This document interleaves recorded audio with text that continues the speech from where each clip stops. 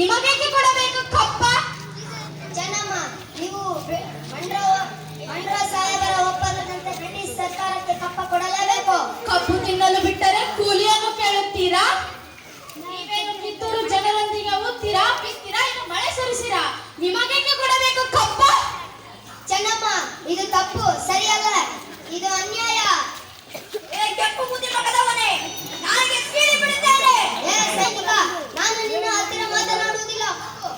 ತಾಕರೆ, ಸಂಗೊಳ್ಳಿ ರಾಯಣ್ಣ ಸೈನಿಕನಲ್ಲ, ಅವನು ನನ್ನ ದತ್ತು ಪುತ್ರ ಸಂಗೊಳ್ಳಿ ರಾಯಣ್ಣ. ನೀವು ಟಾಲ್ ಔಸಿ ಒಪ್ಪಂದದಂತೆ ದತ್ತು ಪಡೆಯುವಂತಿಲ್ಲ. ಮೈಸೂರು ಸಾಮ್ರಾಜ್ಯವನ್ನು ಹಾಳು ಮಾಡಿದ ಹಾಗೆ ಕಿತ್ತೂರು ಸಾಮ್ರಾಜ್ಯವನ್ನು ಹಾಳು ಮಾಡಬೇಕೆಂದುಕೊಂಡಿದ್ದೇನೆ. ಸಾಧ್ಯವಿಲ್ಲ. ಇಲ್ಲಿಂದ ಹೋಗು ನೀನು, ನಾನು ನಿನಗೆ ಜೀವದಾನ ಮಾಡಿದ್ದೇನೆ. ಚೆನ್ನಮ್ಮ, ಇದು ತಪ್ಪು, ಇಲ್ಲದಿದ್ದರೆ ಅನುಭವಿಸುತ್ತೀರಿ. ತಾಯಿ, ರುಂಡ ಚೆಂಡಾಡುತ್ತೇನೆ. ತಾಳು ರಾಯಣ್ಣ, ತಾಳು.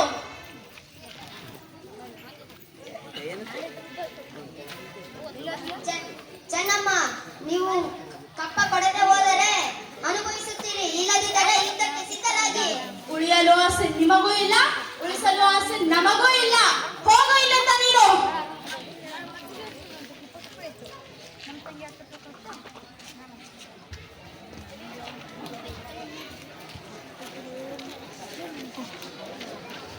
ಕಿತ್ತೂರು ಜನರೇ, ಬ್ರಿಟಿಷರೊಂದಿಗೆ ಯುದ್ಧಕ್ಕೆ ಸಿದ್ಧರಾಗಿ. ಎಲ್ಲರೂ ಒಟ್ಟಾಗಿ ಇರೋಣ. ಹರ ಹರ ಮಹಾದೇವ.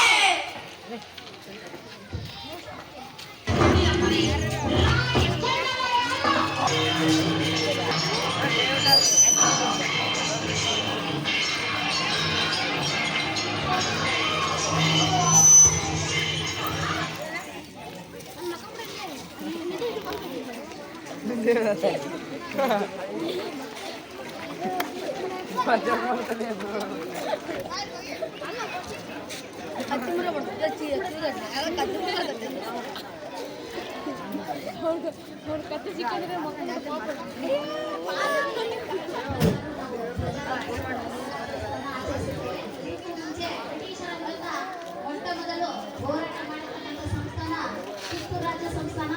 ಈ ಸಂಸ್ಥಾನದಲ್ಲಿ